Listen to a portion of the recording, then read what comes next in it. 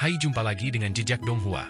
Kali ini menceritakan bagaimana Yihi menjuarai kompetisi di sekolahnya dan mulai memasuki wilayah rahasia untuk berburu. Bagaimanakah kisahnya? Mari kita ikuti. Dengan predikat sebagai pertarungan terkuat dalam sejarah ujian masuk perguruan tinggi kotaan, jumlah penonton di ruang siaran langsung dengan cepat menembus angka 1 juta. Para netizen juga berdebat tanpa henti tentang siapa yang lebih kuat antara Ye Haihe dan Liu Qingzu. Namun mereka akan segera melihat jawabannya. SMA nomor 1 Anceng, Yihi. SMA nomor 1 Anceng, Liu Qingzu. Kedua belah pihak melakukan etiket bela diri sebelum pertempuran. Pertandingan dimulai, perintah wasit. Mendesis. Sejumlah besar asap putih mengepul, dan kulit Yihi diselimuti jubah hitam biru, langsung memasuki keadaan kebangkitan garis darah. Melihat ini, para penguji secara bersamaan melepaskan ki bela diri mereka untuk menutup arena. Di tengah kepulan asap putih tebal, Liu Qingzu juga bertatapan dengan pupil biru tua Yihi yang bak seorang raja. Kesan yang selalu diberikan Liu Qingzu kepada orang luar adalah dingin dan acuh tak acuh, serta sulit didekati, tetapi sebenarnya, dia hanya cemas secara sosial. Sejak lahir, ia telah sangat dinantikan oleh keluarga Liu. Di bawah harapan keluarga, ia harus membangun prestise nona muda keluarga Liu dalam setiap pertempuran. Meskipun orang luar sangat memuji kejeniusan dan kekuatannya, dia tidak tertarik pada gelar-gelar tersebut. Mungkin dia bahkan tidak tahu alasan dia sendiri untuk bertarung, dan dia bahkan tidak ingin bertarung. Dia merasa bahwa membandingkan dirinya dengan orang lain sama sekali tidak ada artinya. Dia hanya mengikuti harapan ibunya dan melangkah maju dalam diam. Memutar ulang ke 1 menit yang lalu.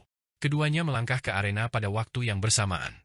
Liu Qingzu masih memiliki sikap tanpa ekspresi, dingin, dan acuh tak acuh. Komentar-komentar di siaran langsung tersebut mengatakan bahwa sikap dingin ini adalah kepercayaan diri Liu Qingzu yang mutlak akan kekuatannya sendiri, yang memungkinkannya untuk tetap tenang menghadapi bahaya. Namun kenyataannya, wajahnya yang dingin dan tanpa ekspresi hanyalah tameng pelindung untuk kecemasan sosialnya.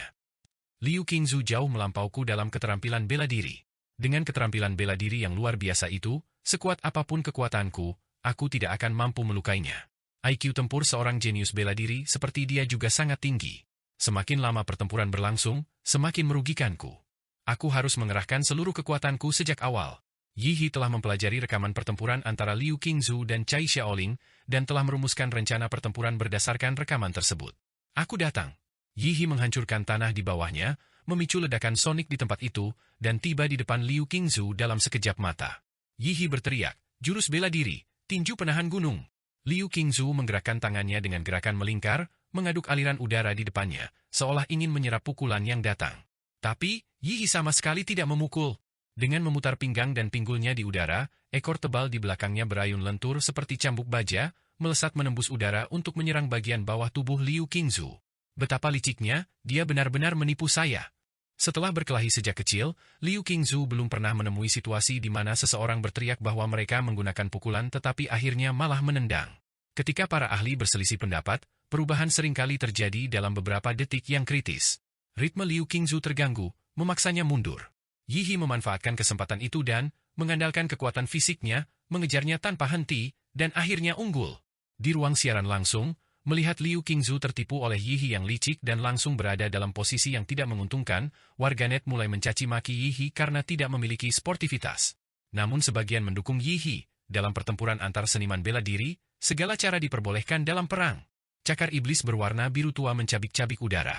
Liu Qingzu mencondongkan tubuh ke belakang dan membungkukkan pinggangnya tepat pada waktunya untuk menghindari serangan cakar tersebut. Dua jurus bela diri Xuan Huang yang dikuasainya adalah teknik rahasia keluarga Liu, bayangan yang cepat berlalu, yang lebih condong ke pertahanan, dan jari Giok Hunyuan, yang lebih condong ke serangan.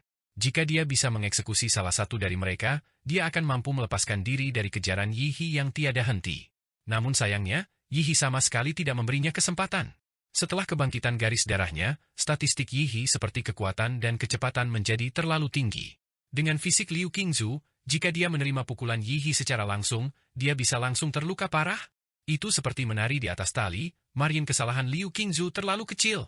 Jangan lari, siswa Liu. Yihi meraung, tinjunya berayun membentuk bayangan, terus-menerus mempersempit ruang gerak Liu Qingzu untuk menghindar. Begitu Liu Qingzu terpojok, hanya kekalahan yang akan menantinya. Apakah dia tidak lelah setelah serangan dengan intensitas tinggi seperti itu? Daya tahannya terlalu bagus. Di permukaan, Liu Qingzu masih mempertahankan wajahnya yang dingin dan cantik, tetapi di dalam hatinya ia sudah berkeringat karena cemas. Harap berhati-hati, siswa Yihi. Selanjutnya, aku mungkin tidak bisa menahan diri. Liu Qingzu memutuskan untuk menggunakan kartu trufnya, kebangkitan garis keturunan, Nether Sparrow. Yi He, yang awalnya meninju ke arah Liu Qingzu, dengan cepat menarik tinjunya dan mundur dengan cepat. Alasannya adalah percikan api Mars berwarna ungu hitam yang terpancar dari tubuh Liu Qingzu. Yi He samar-samar mendengar jeritan burung pipit yang tajam, dan garis darah biru yang mengalir deras di dalam tubuhnya mulai mendidih, seolah merasakan provokasi dari makhluk hidup lain dengan tingkat yang sangat tinggi. Sayap ungu kehitaman yang lebat tumbuh di punggung Liu Qingzu. Di bawah cahaya lampu, sayap-sayap itu berkilauan dengan kecemerlangan warna-warni. Sayap ungu kehitaman itu tidak perlu mengepak, elemen angin secara otomatis mengangkat Liu Qingzu ke udara. Pupil mata gadis itu yang seperti batu ametis menatap lurus ke bawah pada sosok iblis biru tua di tanah, dan bahkan udara pun tampak berkilauan dengan niat pertempuran mereka. Meskipun dia masih agak jauh dari menguasai wujud sejati binatang, mampu menumbuhkan organ terpenting Nether Sparrow, sayap, setelah kebangkitan sudah cukup jenius. Tampaknya seorang anak ajaib adalah seorang jenius di bidang apapun, ujar seorang penguji. Ruang siaran langsung juga kembali ramai karena wujud kebangkitan garis darah Liu Qingzu. Murid Yi He, hati-hati. Dalam wujud ini, aku tidak bisa mengendalikan kekuatanku. Setelah kebangkitan garis darahnya, Liu Qingzu tampak lebih banyak bicara. Wajahnya yang semula dingin dan cantik juga menjadi lebih hidup, dan bibir merah mudanya sedikit melengkung ke atas, tampak bersemangat menghadapi pertempuran di hadapannya. 50%? Kata-kata Yi He sampai ke telinga setiap netizen.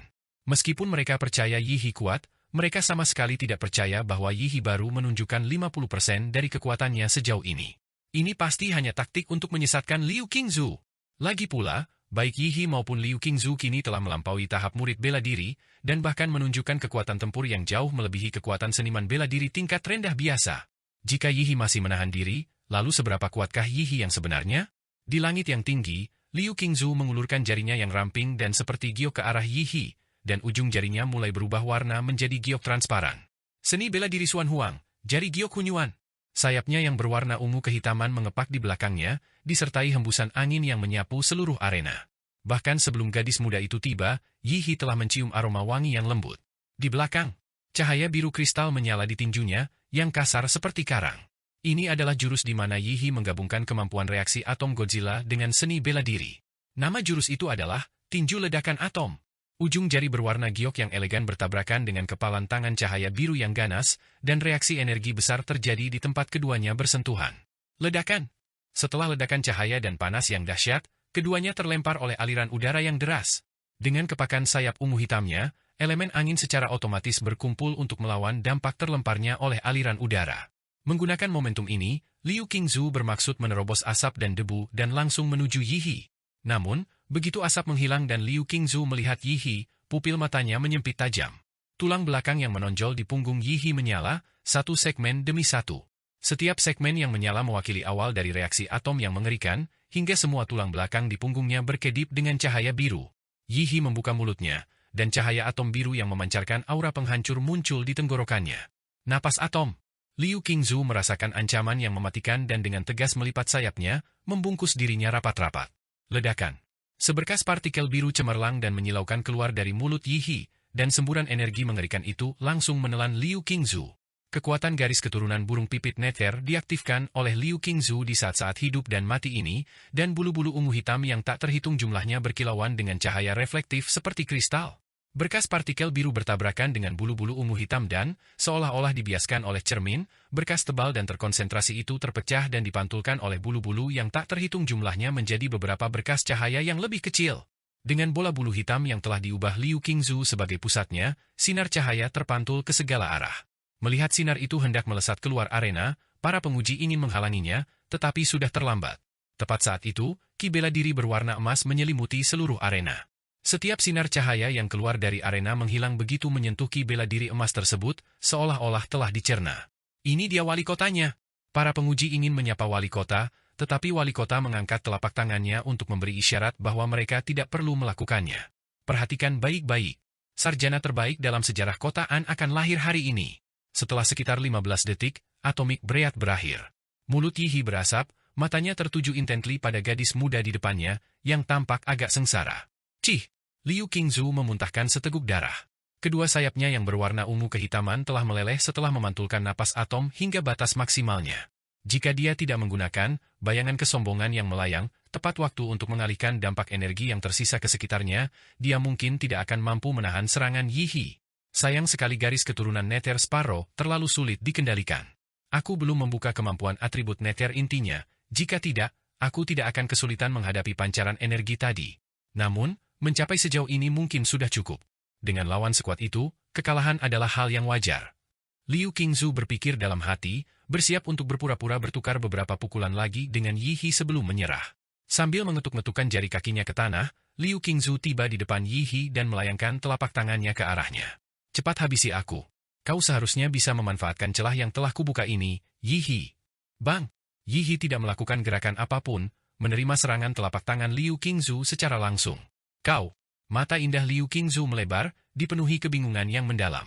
Qingzu, mengapa semangat bertarungmu hilang? Sejak awal pertarungan, aku merasa kau agak linglung. Apakah kau menganggapku serius? Aku, sialan, ingin memenangkan gelar sarjana terbaik ini dengan jujur dan adil. Dia mengayunkan lengannya ke atas, hembusan angin dari tinjunya berdesir. Oh tidak, orang jahat ini mengincar wajahku. Dalam keputusasaannya, Liu Qingzu mengaduk aliran udara, mencoba mengunci tinju Yihi, tetapi semua arus ki yang dia manipulasi dihancurkan oleh Yihi. Liu Qingzu terkena pukulan di sisi wajahnya dan terlempar ke belakang. Yihi tidak berhenti hanya setelah satu pukulan. Dia menerkam, menindih gadis muda itu, dan dengan kedua tinjunya yang diayunkan lebar, dia memukuli wajah Liu Qingzu dengan brutal. Apakah kamu menganggap ini serius atau tidak? Apakah kamu menganggap ini serius atau tidak? Liu Qingzu menutupi kepalanya dengan kedua lengannya, tampak sangat berantakan. Memikirkan bagaimana dia belum pernah dipukuli seperti ini sejak kecil, dan sekarang, di depan ratusan ribu penonton siaran langsung, dia ditindih di tanah dan dipukuli, dia merasakan kemarahan yang tak terbatas. Jelas sekali aku berusaha menyerahkan kemenangan kepadamu. Mengapa kau terus mengejarku tanpa henti? Jangan pukul wajah perempuan. Dasar brengsek. Dengan mata merah, Liu Qingzu berteriak, dan ki bela diri yang sangat kuat meletus, menghantam Yihi hingga terpental. Cukup. Jika kamu tidak ingin ditampar, maka anggap aku serius. Mata Yihi berkilat dengan niat pertempuran yang membara. Sebagai Raja Monster, tentu saja dia harus menaklukkan monster. Dia ingin memberitahu monster lain bahwa meskipun kalian mengerahkan seluruh kekuatan, kalian hanya bisa tunduk padaku dalam hal kekuatan. Mata Liu Qingzu merah padam. Dia menggertakkan giginya, menyatukan jari-jarinya, dan menekan berbagai titik akupunktur di tubuhnya. Jurus bela diri terlarang, teknik rahasia keluarga Liu, seni pembakaran darah. Jurus pembakaran darah adalah teknik terlarang keluarga Liu. Jurus ini dapat meningkatkan kemurnian garis darah penggunanya untuk waktu singkat, mengeluarkan potensi sang seniman bela diri, dan menyebabkan kekuatan penggunanya meroket. Namun, efek samping dari teknik rahasia ini terlalu besar, dan teknik ini tidak akan digunakan kecuali pada saat-saat terakhir. Ini juga berarti bahwa Liu Qingzu mulai bertarung dengan mempertaruhkan nyawanya. Abu berhamburan di langit, dan sepasang sayap ungu hitam yang besar terbentang, menimbulkan angin kencang yang menderu.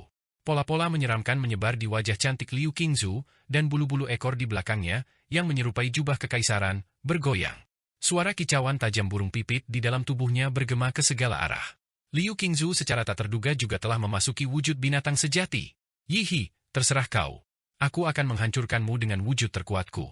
Setelah kebangkitan garis darahnya, Liu Qingzu tampak dingin, cantik, dan percaya diri. Ya, hanya dengan cara inilah jadi menarik. Energi bela diri yang bercampur dengan energi reaksi atom menyelimuti seluruh tubuh Yihi, mengubahnya menjadi sosok bercahaya biru yang terus-menerus memancarkan radiasi energi yang mengerikan. Ini adalah teknik fisik di mana Yihi menggabungkan pola Godzilla dengan Qigong keras, yang dikenal sebagai tubuh pertempuran cahaya nuklir. Boom. Energi berkumpul di bawah kaki Yihi, tiba-tiba memancarkan ledakan.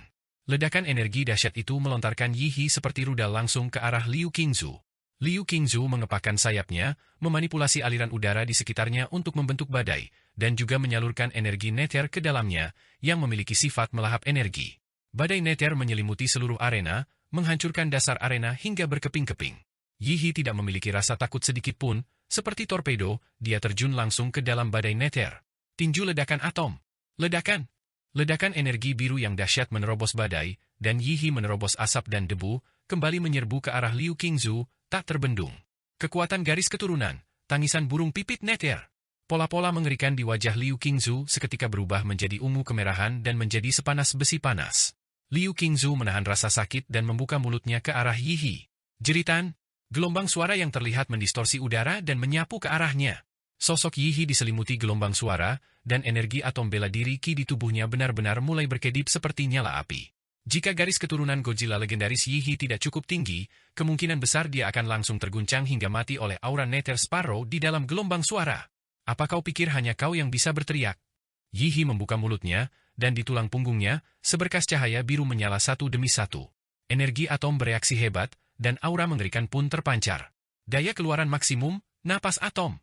Sinar biru cemerlang dan menyilaukan itu, dengan momentum yang mampu menghancurkan awan, melesat langsung menuju Liu Qingzu. Yihi ingin menentukan hasilnya dengan jurus ini. Setelah jurus napas atom berkekuatan maksimal ini, tubuhnya untuk sementara tidak akan mampu melakukan reaksi atom apapun. Mata indah Liu Qingzu memancarkan tekad. Tanpa menghiraukan pertahanan apapun, dia juga melepaskan serangan terkuatnya. Dia ingin berhadapan langsung dengan Yihi. Seni bela diri Xuan Huang, jari Giok Hunyuan, diperkuat dengan kekuatan garis keturunan, duri darah burung pipit Nether. Ujung jari berwarna giok itu mengumpulkan energi penghancuran berwarna ungu merah. Liu Qingzu mengarahkan jarinya ke arah pancaran napas atom yang datang, dan sayap ungu hitam di belakangnya mengerahkan seluruh kekuatannya untuk mendorongnya maju, membelah pancaran napas atom tersebut. Oh tidak, benturan kekuatan ini bukanlah sesuatu yang bisa dikendalikan oleh kedua murid bela diri ini. Di luar arena, wali kota memperhatikan Liu Qingzu yang hendak mengulurkan jari gioknya untuk menunjuk ke arah pancaran cahaya yang menyilaukan. Ia hampir tak sadarkan diri karena cemas. Jika sesuatu terjadi pada salah satu dari kedua jenius atau anak ajaib ini, itu akan menjadi kerugian bagi seluruh kotaan dan bahkan kerajaan Xia. Teknik genetika, dinding ilahi urat bumi, tanah bergetar, dan 3 dinding tinggi, yang diperkuat dengan ki bela diri wali kota, seketika muncul dari tanah, menghalangi ruang antara napas atom dan Liu Qingzu. Sesaat kemudian, dinding-dinding batu itu runtuh, dan cahaya putih yang menyilaukan menyelimuti segalanya. Ledakan energi yang menyilaukan menyelimuti segalanya, dan bahkan penghalang ki bela diri yang dilepaskan bersama oleh para penguji pun goyah akibat dampak energi ini. Wali kota mengamati arena yang dipenuhi debu dengan ekspresi serius. Beberapa saat yang lalu, dia berhasil melepaskan 3 dinding ilahi urat bumi tepat waktu untuk memperlambat benturan dahsyat antara Yihi dan Liu Qingzu. Namun, waktu persiapannya terlalu terburu-buru, dan ketiga dinding ilahi urat bumi tidak sekuat biasanya. Pada akhirnya, dinding-dinding itu hancur satu demi satu oleh Yihi dan Liu Qingzu, menyebabkan serangan mereka bertabrakan. Jika sesuatu terjadi pada salah satu dari keduanya, bahkan jika dia mengundurkan diri sebagai wali kota, dia tidak akan mampu meredakan kemarahan publik. Di hati masyarakat kerajaan Xia, daya tarik seorang jenius seni bela diri setara dengan daya tarik seorang selebriti papan atas. Bagian tengah arena. Yihi berjalan menghampiri Liu Qingzu, yang tergeletak di tanah dalam keadaan menyedihkan dengan kedua sayapnya hangus. Salah satu lengan Liu Qingzu juga terbakar parah, dan dia tampak menderita, tetapi meskipun begitu, dia masih mempertahankan kekuatan bertarungnya. Tepat ketika dia bersiap untuk bangkit dan melanjutkan pertarungan melawan Yihi. Jika radiasi nuklir di tubuh Anda tidak dihilangkan, Anda akan hancur mulai sekarang. Liu Qingzu terdiam sejenak, lalu berkata, "Aku sama sekali tidak ingin bertengkar denganmu sampai sejauh ini, kenapa kau harus menyeretku ke dalam pertengkaran ini?" Yihi berjongkok dan menatap matanya lurus-lurus. "Apakah kau benar-benar tidak ingin melawanku, atau kau hanya bersikap pemberontak dan menolak mengakui sifat kompetitifmu? Saat kau bertarung dengan sekuat tenaga tadi, aku bisa merasakan keinginanmu untuk menang. Kamu terlalu banyak memiliki pikiran yang mengganggu saat bertarung, dan itulah alasan kegagalanmu." Yihi menyerap semua radiasi nuklir dari tubuh Liu Qingzu lalu berdiri. Tepat saat itu, debu mereda, dan semua kamera terfokus ke tengah arena. Di bawah tatapan semua orang, Yihi berdiri dengan bangga. Setelah jeda 2 detik, wasit berkata dengan penuh semangat, "Yihi, menang! Yihe, Yihe, Yihe." Dalam obrolan siaran langsung, deretan panjang nama Yihi bergulir, seolah-olah itu adalah himne untuk penobatan Raja Baru. Saat ini, di kota Ancheng, di gedung-gedung pencakar langit dan bus, semua layar publik menayangkan adegan ini, dan warga yang tak terhitung jumlahnya bersorak untuk jenius seniman bela diri yang baru muncul. Saat ini, Yihi lebih mempesona daripada siapapun. Pada pertandingan berikutnya, Chuyo menang tanpa perlawanan berarti. Dengan demikian, Yihi dan Chuyo sama-sama melaju ke babak final. Ini adalah pertempuran terakhir ujian masuk perguruan tinggi Ancheng, dan pertempuran ini akan menentukan siapa yang akan menyandang gelar sarjana terbaik Ancheng. Namun bagi ratusan ribu penonton, final ini tidak memiliki ketegangan sama sekali. Karena Yihi ada di dalam pertempuran ini. Bukan berarti Chuyo bukan seorang jenius, tetapi Yihi adalah seorang anak ajaib yang luar biasa. Meskipun lawannya adalah Yihi, yang telah mengalahkan Liu Qingzu, dan meskipun tidak semua orang menyukai Chuyo, Chuyo tidak terpengaruh oleh hal ini dalam kondisinya.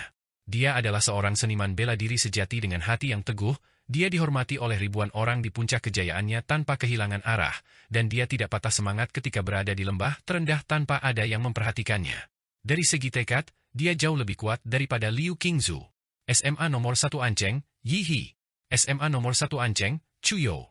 Dalam siaran langsung tersebut, ratusan ribu orang menyaksikan momen ini dengan penuh antusiasme. Guru kelas Yi He, yang menyaksikan Yi He kini selangkah lagi menjadi siswa terbaik, dipenuhi dengan emosi. Teman-teman sekelas Yi He, yang menyaksikan mantan siswa peringkat terbawah kini bersaing dengan mantan siswa peringkat teratas, Chu You, memiliki perasaan campur aduk. Sedangkan untuk kepala sekolah SMA Anceng nomor 1, dia sudah merayakannya dengan sampanye, bercanda saja, kedua finalis adalah siswa SMA Anceng nomor 1, jadi dia akan menang bagaimanapun juga, dia menang besar. Ujian masuk perguruan tinggi Anceng tahap akhir, dimulai sekarang. Atas perintah wasit, genderang perang untuk babak final dibunyikan di sekitar arena. Dentuman genderang bernada tinggi itu seolah menyentuh hati orang-orang, membuat mereka sangat bersemangat. Tolong jelaskan padaku.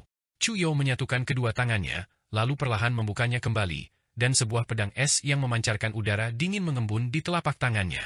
Kekuatan garis keturunan membentuk es. Ayo, lawan aku. Yi He memperlihatkan deretan giginya yang putih. Meskipun Yi He telah mengalahkan yang terkuat, Liu Qingzu, dia tidak akan lengah saat menghadapi Chu You. Karena menurut pengamatan Yi He, kecerdasan tempur Chu You kemungkinan adalah yang tertinggi di antara para kandidat tahun ini. Ketika keduanya berdiri di arena pada saat yang bersamaan, Chu You telah melapisi permukaan tubuhnya dengan lapisan ki bela diri beku yang mengisolasi radiasi nuklir, yang menunjukkan bahwa dia telah mempelajari gaya bertarungnya dengan cermat. Dia datang dengan persiapan matang. Mata Chu You menyipit, dia melangkah dengan pola 7 bintang, dan tubuhnya memunculkan bayangan-bayangan tak terduga saat dia mendekati Yi He. Wos, wos, wos. Ratusan ujung pedang menusuk ke arah Yi He dari segala arah. Yi He tidak mau repot-repot menangkap Chu You secara langsung. Dia punya caranya sendiri untuk menghancurkan 10.000 teknik hanya dengan satu kekuatan. Dia mengepalkan tinjunya, otot-otot lengannya menegang seperti batang baja, tetapi hal yang paling menakjubkan adalah cahaya biru kristal yang memancar dari pembuluh darah. Cahaya biru yang menyeramkan itu membuat tulang-tulang di lengan Yi He terlihat jelas. Tinju ledakan atom. Satu pukulan mengguncang tanah, dan ledakan energi biru menyembur keluar. Ledakan. Radius 10 meter di sekitar Yi He diselimuti energi nuklir, dan Chu You terpaksa mundur. Sungguh monster. Chu You memandang kawah di arena yang tampak seperti telah dibom oleh peluru artileri, merasa sangat waspada. Dengan kekuatan pertahanannya, dia tidak mungkin bisa berhadapan langsung dengan Yi He. Atau lebih tepatnya, apakah benar-benar ada seniman bela diri di antara rekan-rekannya yang mampu bertarung tangan kosong dengan Yi He? Shen Guan, monster yang ahli dalam kekuatan fisik, hanya bisa mengakui kekalahan dan menyerah ketika menghadapi Yi He setelah kebangkitan garis darahnya. Karena aku tidak bisa bertarung jarak dekat, maka aku akan melemahkanmu dari jarak jauh. Kebangkitan garis keturunan, naga iblis es. Sisik naga yang jernih dan tembus pandang seperti kristal es tumbuh dari tubuh Chu You, mata Chu You berubah menjadi pupil vertikal berwarna emas, dan sepasang tanduk kecil seperti obsidian tumbuh dari bagian atas kepalanya. Kekuatan garis keturunan urat es. Arus dingin yang deras menerpa arena, dan gumpalan-gumpalan besar duri es menyatu membentuk tsunami beku setinggi lebih dari 10 meter, menerjang ke arah Yi He. Betapa dahsyatnya kekuatan garis keturunan. Meskipun status naga iblis es di antara binatang iblis tingkat 3 tidak mencapai garis keturunan tingkat raja seperti Raja Harimau yang mengguncang bayangan dan iblis kera bintang emas, di tangan Chu You, kekuatan itu bahkan lebih dahsyat daripada kekuatan garis keturunan Cai Xiaoling dan Shen Guan, seru para penguji dengan terkejut. Ledakan! Tsunami yang membekukan itu menenggelamkan seluruh arena, sebuah gunung es kecil muncul dari tanah, dan stadion yang tadinya diselimuti panasnya musim panas, seketika turun ke suhu di bawah 0 derajat. Obrolan siaran langsung, yang sebelumnya terus-menerus dipenuhi dengan pesan, Yi He hebat, tiba-tiba menjadi sunyi senyap. Astaga, Chu You benar-benar menciptakan gunung es dari udara kosong. Kekuatan es semacam ini seperti naga iblis es yang hidup kembali. Chu You sangat tampan. Kalahkan Raja Iblis Yi He. Ayo, lakukan, kakak yang bisa membuat es.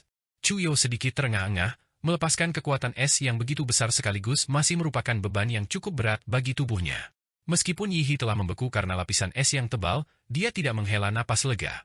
Dia tidak akan cukup naif untuk berpikir bahwa monster Yi He akan dikalahkan olehnya semudah itu. Tepat saat itu, sebuah komentar singkat tiba-tiba muncul di siaran langsung. Lihat, semuanya, gunung esnya mulai mencair.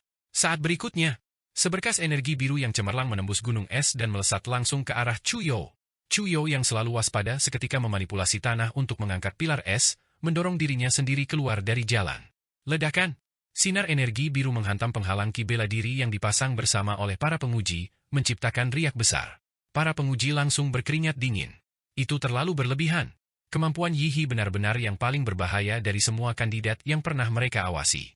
Radiasi nuklir, ledakan energi nuklir, laser energi nuklir, apakah kemampuan semacam ini benar-benar sesuatu yang bisa dikendalikan oleh seorang lulusan sekolah menengah atas? Gunung es yang sangat dingin itu mulai mencair dalam jumlah besar. Sesosok manusia iblis berwarna biru tua muncul dari dalamnya.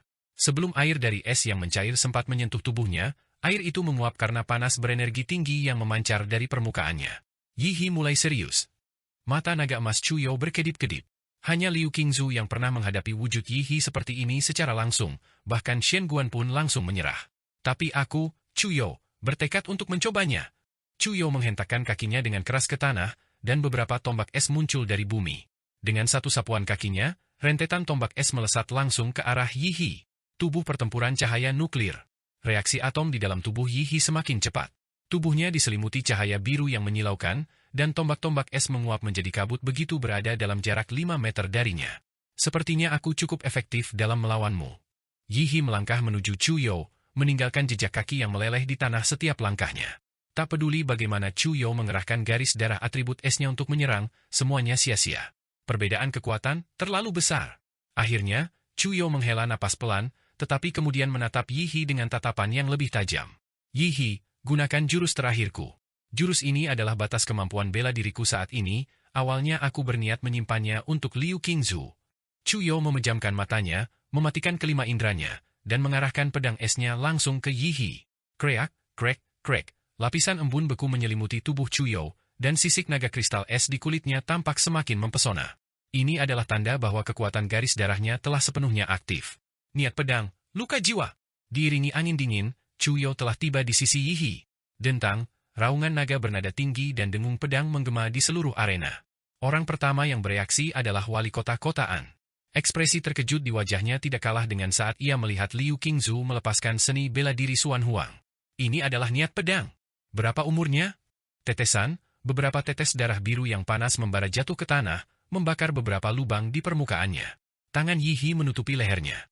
Terdapat luka sayatan pedang di telapak tangannya, cukup dalam hingga tulang terlihat, tetapi daging di luka tersebut berkilauan dengan cahaya biru dan menggeliat, seolah-olah sembuh perlahan.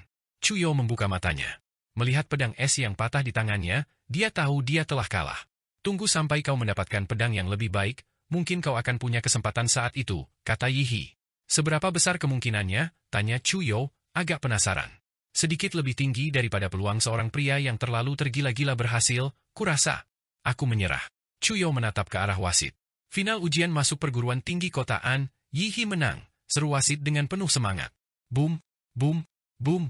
Para penabuh genderang mulai memukul genderang mereka, dan kembang api serta petasan yang tak terhitung jumlahnya dinyalakan, seolah-olah seluruh kota bersorak untuk kemenangan Yihi. Wali kota berjalan ke arena, mengangkat mikrofon tinggi-tinggi, dan berkata sambil tersenyum.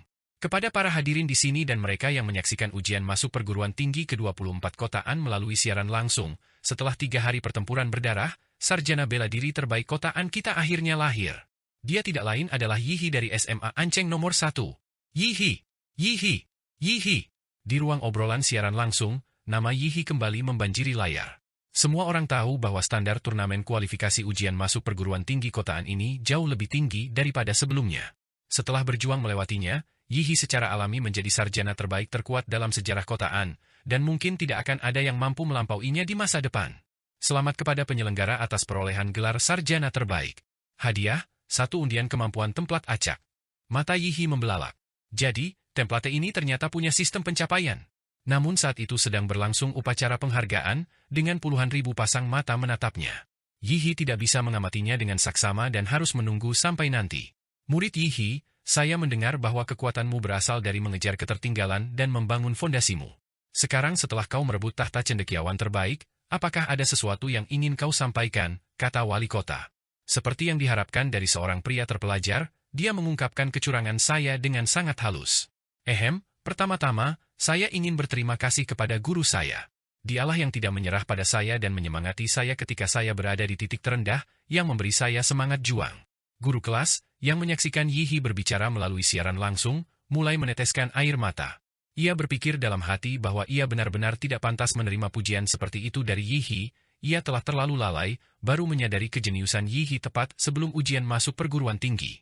Lalu, aku ingin. Di kursi penonton di depan Yihi, seorang pria paruh baya yang agak gemuk tiba-tiba muncul. Dia mengangkat kedua tangannya ke udara, membentuk angka 22 juta. Pria paruh baya itu mengucapkan kata-kata tersebut tanpa suara. Sungguh mengejutkan, dia adalah kepala sekolah Yihi. Saya ingin mengucapkan terima kasih kepada alma mater saya dan kepada kepala sekolah saya. Tanpa kepemimpinan beliau yang bijaksana, bagaimana mungkin kami bisa? Yihi awalnya tidak tahu harus berkata apa, tetapi setelah melihat petunjuk dari kepala sekolah, inspirasi datang, dan dia langsung tahu bagaimana cara menambahkan kata-kata ke bagian pidato penerimaannya. Terakhir, saya ingin berterima kasih kepada diri saya sendiri. Tanpa kerja keras dan kecerdasan saya sendiri, saya, Yihi, sama sekali tidak akan meraih kejayaan hari ini. Yihi sama sekali tidak tersipu saat mengucapkan omong kosong seperti itu. Bagus. Sungguh, pahlawan berasal dari generasi muda, seru wali kota sambil bertepuk tangan dari samping. Setelah itu, tidak ada lagi yang perlu dilakukan Yihi. Berikutnya adalah ringkasan dari wali kota, diikuti oleh pengumuman tentang kelancaran pelaksanaan ujian masuk perguruan tinggi, dan kemudian penutupan yang sukses dan sebagainya. Yihi berjalan menuju pintu keluar gimnasium, tetapi begitu dia mendorong pintu hingga terbuka, serbuan kamera dan mikrofon langsung diarahkan ke wajahnya. Mahasiswa Yihi, apakah Anda merasa tertekan karena meraih gelar sarjana terbaik kali ini? Siswa Yihi, bagaimana kamu bisa tumbuh begitu pesat dalam waktu setengah tahun? Yihi, apakah kamu akan kuliah di Universitas Ibu Kota Kekaisaran? Murid Yihi, menurutmu siapa yang lebih cantik, Liu Qingzu atau Cai Xiaoling? Atau apakah kamu lebih menyukai Shen Guan atau Chu You? Yihi tak sanggup membuang waktu dengan sekelompok wartawan. Ia mundur selangkah, masuk ke dalam gimnasium, dan menutup pintu gimnasium. Para reporter di luar saling memandang dengan cemas. Seorang reporter wanita pemula dipenuhi kemarahan yang meluap-luap dan berkata kepada kamera, "Mengejutkan! Setelah memenangkan gelar sarjana terbaik, mahasiswa Yihi malah tidak berani menghadapi pers. Bisnis mencurigakan macam apa yang terjadi di sini?" Setelah mendengar itu, para reporter lain diam-diam menjauhkan diri darinya. Bercanda? Berani-beraninya menyebarkan rumor tentang seorang jenius muda yang menjanjikan, apakah dia jadi bodoh setelah belajar jurnalistik? Jangan sampai kita terlibat masalah. Tidak lama setelah Yihi mundur ke gimnasium, seorang pria yang mengenakan mantel panjang hitam mendekatinya. Mahasiswa Yihi, selamat atas keberhasilanmu meraih tahta sarjana terbaik. Siapa kamu? Saya datang dari Ibu Kota Kekaisaran. Mari kita bicarakan masalah kunci genetik. Kunci genetik? Yihi tahu bahwa dia belum membuka apa yang disebut kunci genetik, semua kemampuannya berasal dari cetakan monster. Sepertinya kata-katanya telah menjadi ramalan yang menjadi kenyataan. Namun, Yihi tidak perlu khawatir. Sebagai seorang jenius yang berharga, negara tidak akan mempersulitnya. Pria berjas panjang itu membawa Yihi ke sebuah kantor. Dia mempersilakan Yihi duduk dan bahkan menuangkan secangkir teh untuknya. Istilah kunci genetik, apakah kamu mendengarnya dari ayahmu? Benar sekali, kata Yihi tanpa ragu. Murid Yihi, apakah kamu tidak penasaran bagaimana ayahmu, sebagai sopir taksi biasa, mengetahui istilah yang sama sekali tidak sesuai dengan profesinya? Yihi mengangkat alisnya. Mungkinkah ada ahli lain? Murid Yihi, karena keadaan khusus Anda, pihak Ibu Kota Kekaisaran dapat membuka berkas rahasia untuk Anda. Pria berjas panjang itu menyerahkan sebuah berkas tersegel kepadanya. Dulunya merupakan lembaga penelitian raksasa di bidang genetika biologi bintang biru, lembaga ini diincar dan diblokade oleh berbagai negara karena insiden. Sejumlah besar peneliti inti terpaksa menyembunyikan nama mereka dan hidup dalam anonimitas. Teknologi kunci genetik pernah menjadi proyek utama Prometheus. Setelah membaca dokumen ini, Yihi mengerti maksud pria berjas panjang itu. Jadi, kalian mengira orang tua saya yang sederhana ini adalah peneliti tingkat lanjut di Prometheus, dan saya adalah produk penelitian rahasia Prometheus? Mahasiswa Yihi, tenanglah. Negara tidak akan mempersulitmu. Saya datang ke sini kali ini hanya untuk memberitahumu situasinya. Lagi pula, kamu berhak tahu karena kamu adalah orang yang terlibat. Pria berjas panjang itu menghibur Yihi, khawatir dia mungkin melakukan sesuatu yang bodoh karena putus asa. Setelah mengusir pria bermantel panjang itu, Yihi akhirnya pulang ke rumah. Ia menuai hasil yang melimpah kali ini dalam ujian masuk perguruan tinggi. Yang pertama adalah mendapatkan tiket ke Universitas Imperial Capital, dan yang kedua adalah beasiswa sebesar 2 juta yang diberikan oleh Kepala Sekolah SMA nomor 1, ditambah bonus 800.000 karena menjadi peraih nilai tertinggi dalam ujian masuk perguruan tinggi. Tentu saja, hal terpenting adalah dia bisa menggambar kemampuan templat baru. Yihi menggosok-gosok tangannya, sangat gembira. Meskipun dia tahu bahwa template yang kuat seperti legendari Godzilla itu langka dan sulit didapatkan, dia tetap menantikan template baru. Mulai menggambar. Sebuah pusaran hitam muncul kembali di panel tersebut, dari mana terdengar raungan monster yang tak terhitung jumlahnya. Hingga terdengar suara langkah kaki yang mengguncang bumi. Yi He mengerti pola apa yang telah ia buat kali ini. Templat peringkat D Titan kolosal. Kemampuan garis keturunan, pembesaran raksasa, 60 meter, uap panas tinggi. Bentuk lanjutan, Titan pendiri. Kompatibilitas, 1%. Seperti yang diduga, template seperti legendari Godzilla sulit digambar. Kali ini aku hanya menggambar template peringkat D, kolosal Titan. Tunggu, kolosal Titan. Mata Yi He semakin berbinar-binar. Kemampuan antar template dapat ditumpangkan. Apa yang akan terjadi jika template kolosal Titan ditumpangkan dengan template legendari Godzilla? Aku akan menjadi raja monster sejati, Godzilla. Saudara Huolong, apakah maksudmu kau ada urusan pribadi yang harus diselesaikan selanjutnya, sehingga kau tidak akan menerima misi apapun? Benar, saya akan membatalkan semua jadwal saya yang akan datang. Telepon terputus, dan hanya suara TV yang tersisa di ruangan itu. Televisi sedang menayangkan ulang turnamen promosi ujian masuk perguruan tinggi kotaan. Pada saat itu, kebetulan sedang menampilkan adegan Yi He memuntahkan napas atom. Huolong menarik napas dalam-dalam, jari telunjuknya terus mengetuk meja mahoni di bawahnya, dan sebuah lubang dalam dengan cepat tercipta. Adik laki-lakinya, Huo Peng, telah hilang selama setengah bulan, dan tim penyelamat yang dikirim ke alam rahasia bahkan tidak dapat menemukan jenazahnya. Sebagai seorang veteran alam rahasia, Huolong tahu bahwa saudaranya pasti sudah mati, dan jejaknya telah dibersihkan oleh musuh. Namun tim penyelamat tidak pulang dengan tangan kosong. Mereka membawa beberapa sampel dari tempat Huo Peng terakhir kali muncul, dan setelah diuji, ditemukan sedikit radiasi nuklir di dalamnya. Meskipun tidak ada bukti langsung bahwa pembunuhnya adalah Yi He, Huolong hanya mendengar bahwa Yi He memiliki kemampuan ini, jadi pembunuhnya pastilah dia. Adikku, sudah kubilang jangan terlibat dengan dunia bawah, jangan terlibat dengan dunia bawah. Kenapa kau tidak mendengarkan nasihatku? Sebelum ibu pergi, beliau mempercayakan aku untuk menjagamu. Huolong memejamkan matanya dengan lelah. Ketika suara, final kotaan, Yi He menang, terdengar dari TV, Huolong menghela napas dan membuka matanya yang merah. Aku tak sabar menunggu Yi He kuliah agar bisa bertindak. Dengan potensinya, mungkin aku tak akan menjadi lawannya di akhir tahun pertamanya kuliah. Liburan musim panas ini adalah satu-satunya kesempatanku untuk membalaskan dendammu, Huo Peng. Yi He berencana berangkat ke alam rahasia hari ini untuk menguji hipotesisnya tentang menumpangkan templat Titan kolosal ke templat Godzilla. Akibatnya, ia menerima surat dari Chuyo.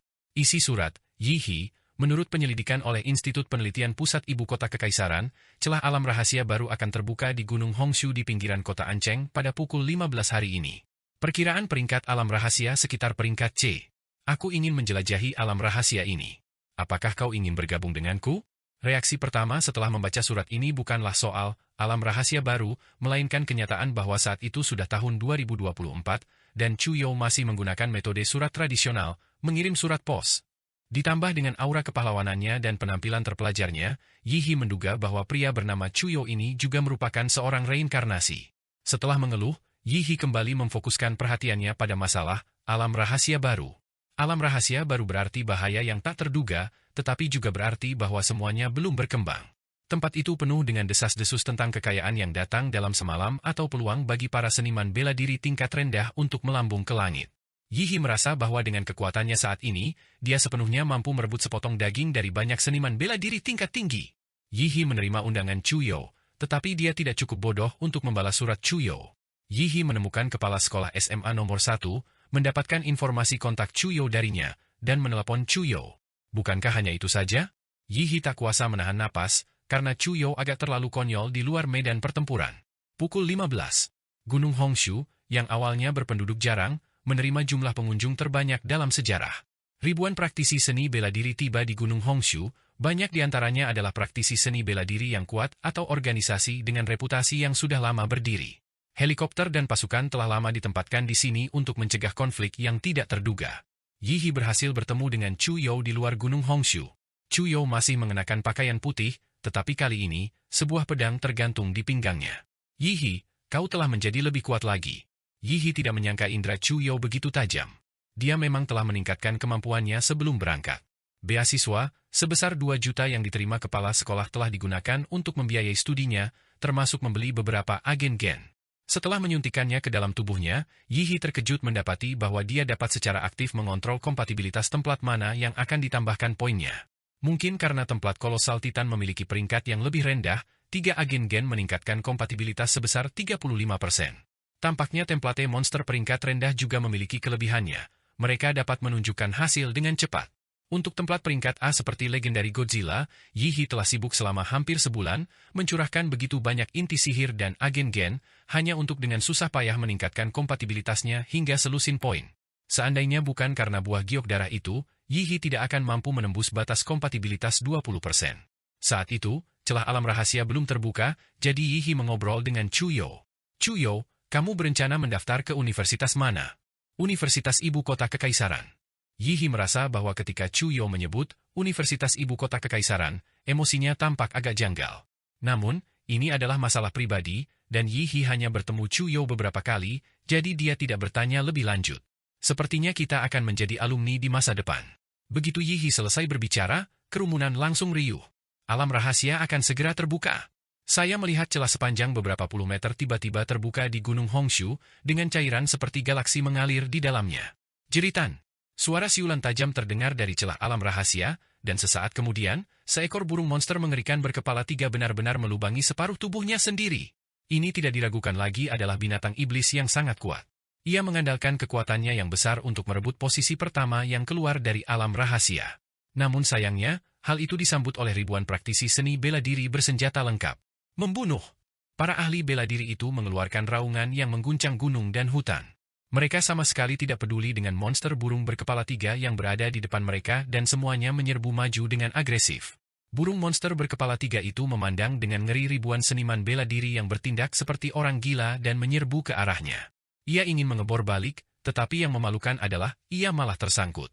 Dalam beberapa detik, tubuhnya yang besar diinjak-injak hingga menjadi lumpur oleh para seniman bela diri. Yihi dan Chuyo mengikuti di belakang sekelompok besar seniman bela diri dan juga melewati celah alam rahasia. Sedangkan untuk burung monster berkepala 3 itu, baik burung maupun inti binatang iblisnya hancur terinjak, ia mati dengan kematian yang menyedihkan. Benar saja, burung yang datang lebih awal mungkin akan dipukuli. Mereka tiba sekali lagi di dunia alam rahasia tempat 3 bintang tergantung di langit. Yang terlihat adalah hutan pohon raksasa yang sangat berlebihan, setiap pohon tingginya hampir 100 meter, dan dibutuhkan lebih dari selusin orang untuk merangkulnya. Di bawah pohon-pohon itu, manusia tidak berbeda dengan semut. Bau darah yang pekat memenuhi hidung dan mulut Yihi. Dia melihat bahwa segerombolan kecil binatang iblis telah berkumpul di depan celah alam rahasia. Para seniman bela diri saat ini terlibat dalam pertempuran sengit dengan gerombolan itu, raungan dan ratapan bercampur menjadi satu, membentuk simfoni perang yang kejam dan berdarah. Alasan para seniman bela diri melawan gerombolan binatang iblis di depan alam rahasia alih-alih berpencar mencari harta karun adalah karena hukum yang diberlakukan oleh negara tersebut. Para seniman bela diri berhak untuk menjelajahi alam rahasia secara bebas, tetapi mereka juga memiliki kewajiban untuk membela bintang biru dari gerombolan binatang iblis alam rahasia. Jika seorang seniman bela diri mengabaikan gerombolan tersebut, menyebabkan gerombolan itu muncul ke dunia nyata dan mengakibatkan korban jiwa di kalangan warga sipil, status mereka sebagai seniman bela diri akan dicabut, dan mereka akan dibawa ke hadapan pengadilan militer. Bagi para praktisi seni bela diri, kekuatan besar datang dengan tanggung jawab besar. Yihi dan Chuyo juga bergabung dengan barisan mereka yang melawan gerombolan binatang iblis. Chuyo mengaktifkan garis darahnya, melepaskan semburan es besar untuk membekukan kaki binatang iblis di depannya, menghambat pergerakan mereka. Meskipun es itu akan segera hancur dan terlepas dari cengkeraman binatang iblis, setidaknya es itu berhasil menghambat pergerakan mereka selama beberapa detik. Banyak praktisi bela diri memanfaatkan kesempatan untuk menyerbu maju dan membantai binatang iblis yang terperangkap dalam es. Di sisi lain, Yihi bahkan lebih menakutkan. Gaya bertarungnya membuat para seniman bela diri di pihaknya sendiri merasa sangat takut, diam-diam bersukacita karena Yihi adalah salah satu dari mereka. Radiasi nuklir. Sulit untuk dilawan, senyap, dan tak terlihat. Hal yang paling menakutkan adalah ia menyerang langsung sel-sel organisme hidup. Di medan perang, Yihi, sumber polusi nuklir berbentuk manusia ini, akhirnya dapat melepaskan radiasi tanpa hambatan apapun. Mengaum. Awo. Ratapan terus-menerus terdengar dari gerombolan itu. Mereka membuka rahang mereka yang berlumuran darah, ingin mendekati Yihi, tetapi sebelum mereka bisa mendekat dalam jarak beberapa meter, daging dan darah mereka akan meleleh, dan mereka akan roboh ke tanah, mengeluarkan rintihan lemah. Sekalipun beberapa binatang iblis berhasil menerobos jaring radiasi nuklir, mereka hanya akan menghadapi tinju ledakan atom Yi-Hi yang jauh lebih ganas. Jika ada binatang iblis yang mencoba melancarkan serangan dari udara, serangan itu akan dibalas dengan napas atom yang dahsyat dan menghancurkan. Dibandingkan dengan kematian akibat radiasi nuklir, satu-satunya perbedaan bagi binatang iblis yang dibunuh oleh kedua jurus ini adalah mereka mati dengan lebih bersih, tanpa harus menanggung rasa sakit karena perlahan-lahan layu. Yi-Hi bagaikan malaikat maut di medan perang, kemanapun dia melangkah, kehidupan akan mulai membusuk dan layu. Dia berjalan santai mendekati satu demi satu binatang iblis yang telah mati akibat radiasi nuklir, menggali inti binatang iblis mereka. Mungkin para seniman bela diri bisa mengambil sisa-sisa dari binatang iblis yang terbunuh oleh serangan lain, tetapi dihadapkan dengan binatang iblis yang diselimuti radiasi nuklir mematikan, mereka bahkan tidak berani mendekat. Melihat inti binatang iblis yang bahkan tidak muat dalam beberapa kantong, Yi-Hi tak kuasa menahan senyumnya, memperlihatkan kegembiraan seorang petani saat panen. Namun senyum itu membuat para praktisi bela diri di sekitarnya merasa takut, mereka merinding sepuasnya. Belum termasuk berbagai jurus yang berasal dari reaksi nuklir, hanya domain radiasi nuklir mematikan miliknya saja sudah cukup untuk membuat sedikit sekali seniman bela diri yang ingin bermusuhan dengannya. Di medan pertempuran lain di kejauhan, para seniman bela diri yang bertarung mati-matian dengan binatang iblis menoleh ke belakang dan mendapati bahwa para seniman bela diri di medan pertempuran belakang justru mulai beristirahat dengan santai. Seorang praktisi bela diri bertanya, "Astaga, bagaimana mereka bisa bertarung secepat itu di belakang? Mungkinkah mereka dibantu oleh praktisi bela diri tingkat tinggi?" Tidak, mereka memiliki peraih nilai tertinggi ujian masuk perguruan tinggi tahun ini dari kota An di antara mereka. Pencetak gol terbanyak? Bukankah dia hanya seorang murid bela diri? Bagaimana mungkin seorang murid bela diri biasa bisa membantai begitu banyak binatang iblis? Apakah kamu tidak menonton siaran langsung ujian masuk perguruan tinggi tahun ini? Ya, apa yang menarik dari perkelahian antar siswa SMA? Bodoh, siswa SMA itu bisa mengalahkan 10 orang seperti kalian. Alasan gerombolan binatang iblis bisa terbentuk adalah karena dipimpin oleh beberapa binatang tingkat penguasa. Selama binatang kelas penguasa dipenggal kepalanya, gerombolan itu akan bubar. Saat ini, sekitar 10 seniman bela diri tingkat tinggi telah bergabung untuk masuk jauh ke dalam gerombolan untuk menemukan monster kelas Lord dan melakukan serangan pemenggalan kepala. Adapun binatang iblis lainnya dalam gerombolan itu, meskipun kekuatan rata-rata mereka lebih lemah, jumlah mereka tak terbatas. Saat pertempuran berlarut-larut, banyak seniman bela diri mulai menunjukkan tanda-tanda kelelahan. Arahkan binatang iblis itu ke arah pencetak gol terbanyak. Tidak diketahui siapa yang berteriak lebih dulu, tetapi para seniman bela diri dengan cepat menyusun strategi untuk menggunakan domain radiasi nuklir Yi-Hi untuk melawan gerombolan tersebut. Semakin banyak binatang iblis yang tertarik ke posisi Yi-Hi, termasuk banyak binatang iblis tingkat tinggi dengan kekuatan yang menakutkan. Yi-Hi tidak perlu menyerang secara aktif, dia hanya perlu tetap berada di tengah perlindungan para seniman bela diri dan terus-menerus melepaskan dosis radiasi nuklir yang mematikan untuk menyerang gerombolan tersebut. Adapun radiasi nuklir apapun yang secara tidak sengaja mengenai para seniman bela diri, Yi-Hi akan dengan cepat menyerapnya. Saat Yi-Hi menjadi pusat medan pertempuran, semakin banyak seniman bela diri berkerumun di sekitarnya, menghalangi datangnya binatang iblis untuknya. Di antara para binatang iblis, terdapat juga individu-individu dengan kecerdasan tinggi. Mereka menemukan keunikan Yi-Hi, sehingga mereka memimpin binatang iblis lainnya untuk melancarkan serangan terus-menerus terhadapnya. Untuk sementara waktu, dengan Yi-Hi sebagai pusatnya, intensitas pembantaian di medan perang meningkat tajam. Tidak diketahui berapa lama pertempuran intensitas tinggi itu berlangsung, tetapi setelah suara sinyal berkedip di langit, mata para seniman bela diri, yang sudah mati rasa karena pertempuran, akhirnya berkobar dengan semangat. Sinyal datang dari depan, serangan pemenggalan kepala berhasil. Kita menang. Gerombolan binatang iblis mulai bubar. Membunuh. Di sisi lain medan perang, Chuyo, yang telah dipaksa ke dalam situasi putus asa, mengayunkan pedang birunya yang sepanjang 3 kaki dan melepaskan niat pedangnya. Setelah menggorok leher binatang iblis tingkat 3 dengan satu serangan, dia akhirnya roboh karena kelelahan. Tepat ketika dia akan dikepung oleh sejumlah besar binatang iblis, sebuah ratapan melengking tiba-tiba terdengar dari depannya, seolah-olah itu adalah nyanyian terakhir dari makhluk perkasa yang tumbang. Sesaat kemudian, suara sinyal melesat di langit. Para binatang iblis yang telah mengepungnya langsung menyerah pada Chuyo dan berpencar untuk melarikan diri. Chuyo menghela napas lega. Dia tahu bahwa gelombang pertama pasukan alam rahasia Gunung Hongshu telah berhasil dipukul mundur. Gerombolan itu bubar. Dari sekitar 1000 seniman bela diri yang awalnya berkumpul, hanya sekitar 800 yang tersisa. Mereka yang selamat berlumuran darah, dan banyak yang menjadi cacat, mengakhiri perjalanan mereka sebagai seniman bela diri. Inilah kehidupan seorang seniman bela diri, menikmati kejayaan sambil menghadapi pedang, tanpa pernah tahu apakah hari esok atau kecelakaan akan datang lebih dulu. Yihi berjalan menuju Chuyo sambil membawa beberapa karung besar. Penampilannya yang santai itu sangat mencolok di antara para seniman bela diri pasca pertempuran. Wah, Chuyo, menurutmu bagaimana aku harus membawa semua barang rampasan ini? Yihi melemparkan beberapa karung besar berisi inti binatang iblis ke tanah, merasa agak tak berdaya. Chuyo menyerahkan cincin berwarna perak hitam kepadanya. Ini cincin antariksa saya, Anda bisa menaruhnya di sana untuk sementara waktu.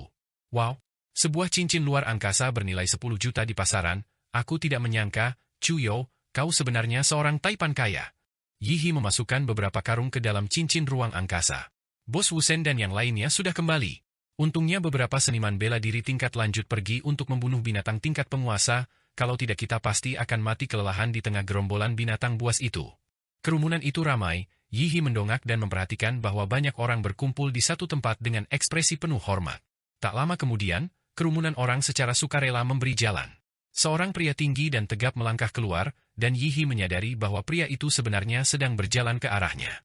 Halo, saya Wusen, peraih nilai tertinggi dalam ujian masuk perguruan tinggi kota Ancheng, dan saya adalah ketua cabang kelompok bela diri Serigala Perak di kota An. Saya baru saja mendengar dari anggota tim saya tentang penampilan heroik Anda. Saya ingin tahu apakah Anda bersedia bergabung dengan grup bela diri kami. Bergabung dengan grup bela diri kami tidak hanya tidak akan memengaruhi studi universitas Anda, tetapi juga akan memungkinkan Anda untuk menikmati berbagai subsidi dan manfaat. Saya, Wusen, bersedia memberi Anda kontrak keanggotaan tingkat S. Kata-kata Wusen membuat para ahli bela diri di sekitarnya sangat iri kepada Yihi. Di Blue Star, para praktisi seni bela diri dapat mengajukan permohonan ke Asosiasi Seniman Bela Diri untuk mendirikan grup bela diri. Grup bela diri menerima sponsor dari berbagai perusahaan, dan sponsor ini dikonversi menjadi dana operasional grup bela diri dan berbagai subsidi untuk anggotanya. Tanpa dukungan dari sebuah kelompok bela diri, seorang praktisi bela diri tidak akan mampu membiayai karirnya yang sangat mahal sebagai praktisi bela diri. Kelompok bela diri Serigala Perak dapat dianggap sebagai kelompok bela diri berskala besar di seluruh negara Asia, dan kontrak tingkat S-nya adalah sesuatu yang bahkan mahasiswa biasa di Universitas Ibu Kota Kekaisaran pun tidak berhak untuk menikmatinya. Kontrak ini jelas bukan perlakuan tidak adil terhadap Yihi, melainkan, ini adalah bentuk penghargaan Wusen terhadap bakat. Tepat saat itu, seekor harimau berwarna-warni dengan bulu berkilau keluar dari kerumunan. Itu bukanlah binatang iblis, melainkan binatang sintetis gen, dari sebuah perusahaan gen. Seorang wanita yang tampak gagah berani duduk bersila di punggungnya. Wusen, aku penasaran kenapa kau berlari begitu cepat? Jadi kau berlari duluan untuk memburu seseorang. Murid Yihi, bergabunglah dengan grup bela diri Chengda kami. Meskipun grup bela diri kami sedikit lebih kecil skalanya daripada Serigala Perak, saya jamin setelah Anda bergabung, Anda dapat menikmati 15% dari sumber daya kultivasi bulanan grup bela diri kami. Begitu kata-kata itu terucap, semua seniman bela diri membelalakan mata mereka. 15% dari sumber daya kultivasi, bukankah itu setara dengan menjadi pemegang saham? Tampaknya mereka masih meremehkan potensi Yihi, sehingga kelompok-kelompok bela diri ini dengan gila-gilaan menawarkan konsesi untuk bersaing memperebutkannya. Beberapa pemimpin kelompok bela diri atau personel tingkat lanjut yang berada di belakang wanita itu semuanya terdiam. Mereka juga ingin merekrut Yihi, tetapi Chengda dan Silver Wolf sama-sama menawarkan syarat yang sangat tinggi sehingga mereka perlu mempertimbangkan apakah layak menawarkan persyaratan yang setara dengan kedua kelompok bela diri tersebut. Namun tak lama kemudian, Yihi memberikan jawabannya. Maaf, untuk saat ini saya belum berencana bergabung dengan kelompok bela diri, kata Yihi.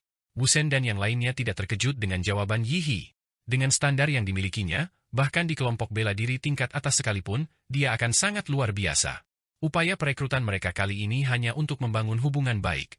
Beberapa orang maju satu persatu untuk memberikan kartu nama kepada Yihi, dan setelah bertukar sapa singkat, mereka pun pergi. Selama waktu ini, Chuyo juga menerima undangan dari Wusen dan yang lainnya, yang juga menawarkan kontrak tingkat S, tetapi Chuyo juga menolaknya dengan sopan. Insiden gerombolan monster berakhir, dan banyak seniman bela diri pergi satu persatu, memulai fase eksplorasi bebas. Yihi menyarankan, Chuyo, tempat ini adalah hutan pohon raksasa. Mari kita naik ke kanopi terlebih dahulu untuk melihat pemandangan keseluruhan area sebelum membuat rencana apapun. Chuyo tidak keberatan, dia juga berpikir hal yang sama. Melihat pepohonan raksasa yang tingginya lebih dari 100 meter, keduanya menggunakan cara mereka sendiri untuk memanjatnya. Chuyo mengumpulkan kekuatan di lututnya lalu melompat dengan keras. Saat hendak mencapai titik tertinggi lompatannya, ia akan mengendalikan kelembapan di udara, mengembunkannya menjadi balok-balok es di bawah kakinya sebagai pijakan, lalu melakukan lompatan ganda. Yihi lebih sederhana dan brutal, dia langsung mengaktifkan mode tubuh pertempuran cahaya nuklirnya, mengumpulkan energi nuklir di bawah kakinya, lalu melesat seperti roket, meluncurkan dirinya ke udara. Akhirnya, Yi He tiba di kanopi lebih dulu. Setelah memadatkan sinar atom di jarinya dan memotong sebagian besar cabang yang menghalangi pandangannya, Chu Yo menyusul. Apa itu? Mereka berdua menahan napas secara bersamaan. Mereka melihat sekelompok makhluk humanoid hitam bergerak perlahan di dekat pegunungan di kejauhan. Tubuh mereka sebesar gunung-gunung itu, bahkan dari jarak lebih dari 100 km, sosok mereka masih bisa terlihat. Tubuh-tubuh sebesar itu, tingginya pasti lebih dari 1000 meter. Sungguh tak terbayangkan. Tidak sulit untuk membayangkannya. Kita masih muda. Dalam beberapa tahun mendatang, bukan tidak mungkin kita bisa menaklukkan binatang iblis alam rahasia ini, atau bahkan mengungkap kebenaran alam rahasia, kata Yi He dengan percaya diri. Chu Yo menatap Yi He dengan linglung, merasa bahwa itu memang Yi He. Ia sendiri akan merasa takut ketika menghadapi sosok kuat yang tidak dikenal, tetapi Yi He memiliki kepercayaan diri untuk mengalahkan mereka. Tampaknya, bukan hanya dalam aliran bela diri, tetapi juga dalam kekuatan tekad, dia tidak dapat dibandingkan dengan Yi He. Yi He adalah seniman bela diri sejati. Yi He tidak tahu bahwa ucapan santainya telah terukir dalam hati Chu Yo menjadi sebuah esai sepanjang 1000 kata, dan ia dianggap oleh Chu Yo sebagai mentor hidupnya. Chu Yo, lihat ke arah tenggara, ada danau di sana. Ayo kita lihat. Yi He tidak hanya sekadar melihat keluar dari kanopi, dia juga terus mengaktifkan medan magnet kehidupannya. Namun anehnya, lokasi danau itu seperti zona vakum dalam pendeteksian medan magnetnya, benar-benar kosong. Ketika keadaan tidak normal, pasti ada setan, semakin besar ombaknya, semakin mahal ikannya. Yi He dengan tegas mengajak Chu Yo untuk mempertaruhkan segalanya di danau. Keduanya segera menyeberangi hutan pohon raksasa dan tiba di tepi danau. Ketika mereka tiba, 3 orang telah berkumpul di sana, dan salah satunya adalah kenalan Yi He. Bukankah ini pencetak gol terbanyak kita, Yi? Aku benar-benar tidak menyangka kau, anak kecil, sehebat ini. Huang Yuli menggoda sambil tertawa kecil. Saudari Yuli. Huang Yuli telah mensponsori Yi He dengan kartu nama seniman bela diri dengan harga diskon ketika ia pertama kali memulai karirnya. Meskipun itu bukan bantuan yang besar, Yi He selalu mengingat hal ini.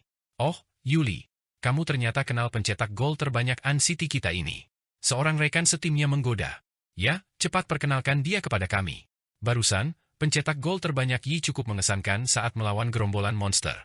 Huang Yuli secara singkat menceritakan saat Yi He pertama kali memasuki pusat seniman bela diri, yang membuat kedua rekan tim lainnya takjub akan keajaiban takdir. Seorang anak laki-laki yang ditemui secara kebetulan benar-benar akan membuat semua orang takjub setengah bulan kemudian. Saudari Yuli, sudah berapa lama Anda di sini? Kami baru saja tiba beberapa waktu lalu. 2 rekan tim yang pandai berenang telah turun ke danau untuk menelusuri jalan setapak. Tepat ketika Huang Yuli selesai mengatakan ini, sesosok muncul dari dalam air. Dia adalah rekan satu tim Huang Yuli dan yang lainnya. Yu yang berkata kepada semua orang dengan ekspresi terkejut, kita beruntung sekali. Kita akan menjadi kaya raya. Jelaskan dengan jelas, bagaimana kami bisa menjadi kaya raya. Ada reruntuhan di bawah danau. Kita akan menghasilkan kekayaan yang sangat besar. Reruntuhan? Mendengar ini, semua orang kecuali Yi He menunjukkan ekspresi terkejut. Yi He menyenggol lengan Chu Yo, memintanya untuk menjelaskan. Chu Yo berkata, di dunia alam rahasia, terdapat beberapa bangunan misterius yang diduga merupakan peninggalan peradaban alam rahasia sebelumnya. Bangunan-bangunan tersebut secara kolektif disebut sebagai reruntuhan oleh para ahli.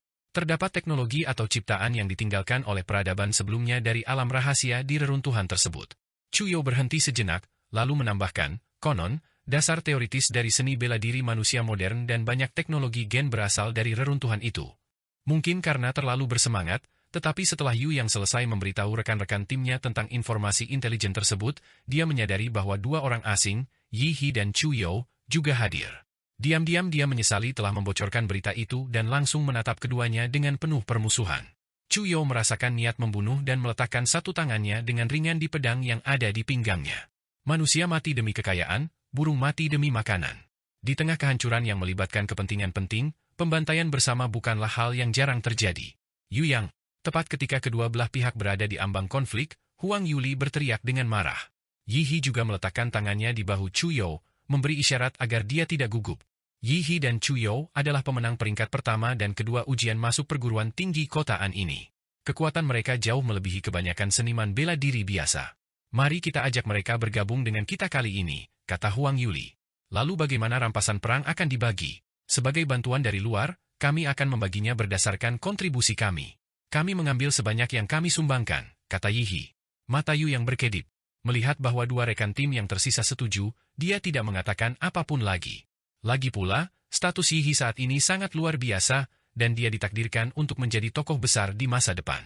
Lebih baik untuk tidak bermusuhan dengannya jika memungkinkan. Pada akhirnya, Yu yang memimpin jalan, dan yang lain mengikutinya masuk ke danau. 5 menit kemudian, seorang pria yang tidak mencolok mengenakan jubah abu-abu tiba di tepi danau. Adikku, aku datang untuk membalaskan dendammu. Setelah dendam ini terselesaikan, aku akan mengganti namaku dan meninggalkan kerajaan Xia. Dengan mengandalkan kemampuan paru-paru yang kuat dari para seniman bela diri, keenamnya menyelam bersama hingga kedalaman 30 meter ke dasar danau. Yu yang menemukan penanda yang telah ia tinggalkan sebelumnya dan memimpin kelompok itu masuk ke dalam gua di dasar danau. Gua itu memiliki dunianya sendiri di dalamnya. Saat semua orang muncul ke permukaan, mereka menyadari bahwa mereka sudah berada di dalam gua karst bawah tanah. Beberapa orang pergi ke darat dan menggunakan ki yang bergejolak di tubuh mereka untuk menguapkan air yang ada di tubuh mereka. Aneh, di mana Li Wei itu? Bukankah kita sudah menyuruhnya menjaga tempat ini? Setelah mendarat, Yu yang bergumam penuh curiga. Mungkin dia menemukan harta karun dan pergi sendiri, kata salah satu rekan tim, terdengar sedikit kesal, jelas merasa bahwa Li Wei sangat tidak setia. Yu yang mengeluarkan radio walkie-talkie dan memanggil Li Wei beberapa kali, tetapi tidak ada jawaban. Sebuah pikiran buruk muncul di hati Yu Yang, sesuatu telah terjadi. Setelah kau tiba di gua karst bawah tanah ini, apakah kau menyelidiki apakah ada jejak aktivitas binatang iblis di sini? Tanya Huang Yuli. Tidak. Li Wei dan aku bahkan melepaskan umpan binatang iblis, tetapi tidak sehelai pun bulu binatang iblis muncul. Tempat ini sepertinya sangat berbahaya, dan bahkan Li Wei pun menghilang. Haruskah kita tetap menjelajahinya? Kata salah satu anggota tim. Yu yang terdiam sejenak, lalu berkata, jelajahi. Kita harus menjelajahi. Jika kau tidak berani mengambil kekayaan yang ada tepat di depanmu, kau akan menjadi seniman bela diri tingkat bawah seumur hidupmu. Sekarang, siapa yang akan berhenti, dan siapa yang akan tetap tinggal? Akibatnya, tidak seorang pun yang hadir mengundurkan diri, dan bahkan rekan setim yang baru saja memberikan saran tersebut tetap diam. Seperti kata Yu Yang, gunung emas terbentang tepat di depanmu, tidak mengambilnya sama saja dengan bertentangan dengan sifat manusia. Karena memang begitu, ayo kita pergi. Yu yang berjalan di depan untuk memimpin kelompok.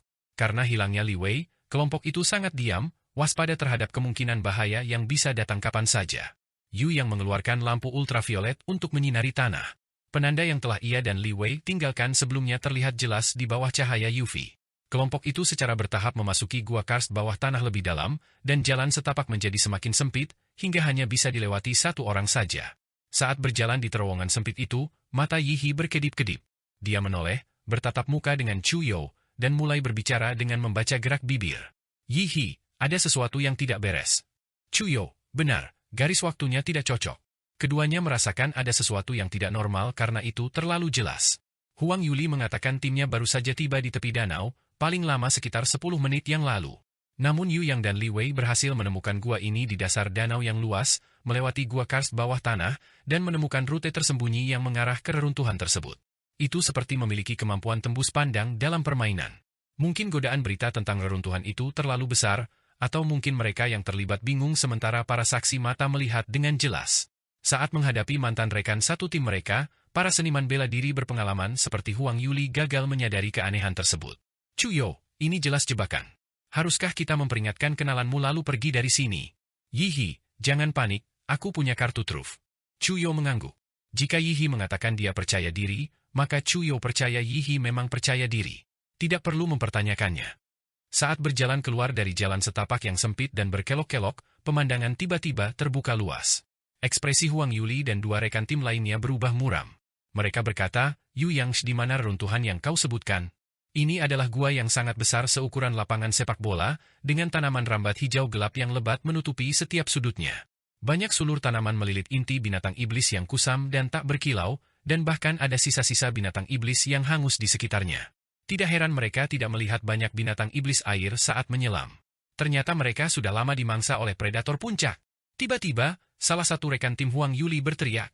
Ke arah yang ditunjuknya, sesosok mayat kering yang tertusuk sulur tanaman tergantung di udara. Dilihat dari pakaian yang dikenakannya, itu adalah Li Wei. Yu yang tidak menjawab pertanyaan Huang Yuli. Dia berlutut di tanah, memegang kepalanya, dan bergumam sendiri dengan cemas. Di mana reruntuhannya? Mengapa tidak ada reruntuhan di sini? Kemana perginya reruntuhan itu? Li Wei sudah meninggal. Bagaimana dia meninggal? Tanaman merambat, tanaman merambat. Sepertinya aku telah tersangkut di tanaman rambat. Kalian lari. Yu yang tampaknya telah mendapatkan kembali kewarasannya yang tersisa. Dia tiba-tiba menoleh ke arah kelompok itu dan meraung. Puci. Sesaat kemudian, kepalanya meledak seperti kembang api, dan beberapa sulur bergoyang dari lubang di kepalanya, seolah-olah itu adalah tentakel iblis. Napas atom. Ledakan. Sinar biru menyilaukan menyelimuti bagian atas tubuh Yu Yang, dan sulur-sulur menyeramkan itu juga dimusnahkan oleh energi atom. Aku tak menyangka binatang iblis memiliki kecerdasan seperti itu. Setelah memburu dua seniman bela diri, ia malah memparasit otak seorang seniman bela diri, menggunakannya sebagai umpan untuk memikat lebih banyak mangsa. Yihi menatap dengan mata dingin ke arah tanaman merambat hijau gelap yang mulai bergerak perlahan di seluruh gua. Denting, denting. Suara bebatuan yang runtuh terdengar dari belakang. Mereka melihat bahwa jalan yang dilewati Yihi dan yang lainnya telah hancur oleh tanaman rambat, menghalangi jalan keluar mereka. Melihat tanaman rambat yang menakutkan ini, Chuyo akhirnya teringat bahwa dia pernah melihat informasi tentang jenis binatang iblis ini di sebuah buku tertentu. Ini adalah spesies binatang iblis tingkat raja peringkat 2, anggur iblis hantu. Peringkat 2 setara raja. Napas Huang Yuli dan dua rekan setimnya tersengal-sengal. Garis keturunan tingkat raja sama sekali tidak dapat diperkirakan menggunakan peringkat biasa. Tingkat ini bukanlah sesuatu yang dapat mereka, beberapa seniman bela diri peringkat 1, hadapi. Aku tak peduli peringkatnya apa, lihat saja bagaimana aku menghancurkannya berkeping-keping, dan itu akan menjadi akhir dari semuanya. Mulut Yihi melengkung ke atas, memperlihatkan gigi putihnya. Tepat saat dia bersiap untuk memasuki mode Titan kolosal. Ledakan. Lorong yang runtuh di belakang mereka hancur berkeping-keping, dan seorang seniman bela diri misterius menerjang maju, menyemburkan ki darah yang mengerikan. Energi ki darah di tubuhnya bahkan memutar udara di sekitarnya, mengeluarkan jejak asap berwarna merah darah yang panjang. Asap ki darah? Dia adalah seniman bela diri tingkat 8. Awalnya, Huo Long tidak berniat datang ke alam rahasia Gunung Hongshu. Namun ketika dia mendengar bahwa seseorang di alam rahasia menggunakan kemampuan radiasi nuklir yang mengerikan untuk membantu para seniman bela diri melawan gelombang binatang buas, dia segera menyadari bahwa orang itu adalah Yihi. Setelah tiba di alam rahasia, menemukan jejak Yihi menjadi sangat mudah. Selama dia mengikuti jalur yang masih mengandung sedikit radiasi, dia bisa menemukan keberadaannya. Saat ia menemukan Yihi, tepat pada saat itulah Yu yang muncul dari danau. Meskipun Huo Long berada sangat jauh dari mereka dan tidak dapat mendengar suara mereka, dia mengandalkan penglihatan dinamisnya yang kuat untuk memahami apa yang dikatakan Yu Yang. Peninggalan. Napas Huo Long menjadi agak cepat, jadi dia memilih untuk tetap diam untuk sementara waktu, bersiap menunggu Yihi dan yang lainnya memasuki dasar danau dan menemukan relik sebelum bertindak. Di dunia alam rahasia, pembunuhan antar seniman bela diri terjadi dari waktu ke waktu. Karena sulit untuk mendapatkan bukti, pemerintah sering menutup mata terhadap hal tersebut. Sama seperti ketika tim Yihi dan Lin He mengalahkan Huo Peng dan kelompoknya, pada saat Huo Long mengirim tim pencarian dan penyelamatan untuk berhasil menemukan jejak mayat, setengah bulan telah berlalu. Mayat-mayat tersebut rusak parah, dan tidak mungkin lagi untuk melacak pelaku sebenarnya. Seandainya bukan karena jejak kecil radiasi nuklir yang ditemukan di dekatnya, dan fakta bahwa Yihi kebetulan menjadi terkenal dalam persaingan ujian masuk perguruan tinggi, Huo Long tidak akan pernah bisa mengunci targetnya. Terlebih lagi, meskipun demikian, Huo Long tidak memiliki bukti langsung untuk membuktikan bahwa Huo Peng meninggal di tangan Yihi. Namun, membunuh seorang cendekiawan terkemuka adalah hal yang berbeda. Negara tidak akan mentolerir insiden keji seperti itu di mana seorang jenius seni bela diri meninggal sebelum waktunya. Dengan banyaknya teknik genetik aneh dari para seniman bela diri, Huo Long tahu dia pasti akan ditemukan. Ditemukan hanyalah masalah waktu. Jika dia membunuh peraih nilai tertinggi dalam ujian masuk perguruan tinggi, tidak akan ada tempat baginya di kerajaan Xia. Dia harus melarikan diri ke luar negeri. Jika dia bisa membawa beberapa barang dari relik ke luar negeri, pasti ada negara-negara yang bersedia melindunginya. Maka, Huo Long menyembunyikan napasnya, mengikuti dari belakang kelompok itu, dan menyelinap masuk ke dalam gua karst bawah tanah. Namun, dia tidak menyangka bahwa begitu orang-orang itu keluar dari terowongan sempit tersebut, mereka langsung menghancurkannya, menghalangi jalan Huo Long ke depan. Hati Huo Long mencekam, reaksi pertamanya adalah bahwa ia telah terbongkar. Yihi, aku benar-benar meremehkanmu. Aku tidak menyangka bahwa bahkan ketika aku menghentikan semua detak jantung, pernapasan, dan kondisi lainnya, jatuh ke dalam keadaan mati suri, kau masih bisa mendeteksiku. Kau benar-benar pantas menjadi orang yang bisa memaksa saudara-saudara keluarga Huoku ke dalam situasi putus asa. Huo Long langsung menyemburkan asap ki darah milik seniman bela diri tingkat ke-8, menerobos terowongan yang runtuh, dan langsung menyerbu keluar. Yihe, mati! Huo Long meraung, seperti guntur yang meledak. Namun, ia segera menyadari ada sesuatu yang salah. Relik macam apa ini? Ini jelas merupakan sarang binatang iblis yang sangat kuat. Tanaman iblis hantu memburu mangsa berdasarkan aura kehidupan. Pada saat ini, aura kehidupan Huolong berada pada puncaknya, sehingga ia menjadi target serangan utama tanaman iblis hantu. Gemuruh. Seluruh gua bawah laut bergetar tanpa henti seolah-olah terjadi gempa bumi. Banyak sekali sulur tanaman menembus lapisan bebatuan dan menjulang ke arah Huolong, menutupi langit dan bumi. Huolong menatap Yihi dengan enggan. Sialan, apakah ini juga bagian dari rencanamu? Yihi. Dia tidak punya waktu untuk memikirkan Yihi, dia hanya bisa terlebih dahulu menahan gelombang serangan dari tanaman iblis hantu ini. Lagi pula, itu adalah benih garis keturunan tingkat raja. Meskipun hanya tingkat kedua, itu masih berpotensi membuatnya, seorang seniman bela diri aliran lama, terguling. Perspektif kembali beralih ke Yihi. Yihi awalnya berniat untuk berubah menjadi Titan kolosal, lalu mengaktifkan mode Godzilla untuk berubah menjadi Godzilla raksasa dan memimpin Huang Yuli dan yang lainnya untuk berjuang keluar dari situasi tersebut. Namun, dia tidak menyangka kecelakaan hari ini akan terjadi berturut-turut. Seorang seniman bela diri misterius dengan kekuatan luar biasa tiba-tiba muncul di tengah jalan dan kini sedang bertarung melawan iblis hantu. Anehnya, Yihi merasa seolah-olah seniman bela diri misterius itu memberinya tatapan penuh kebencian. Itu pasti hanya ilusi.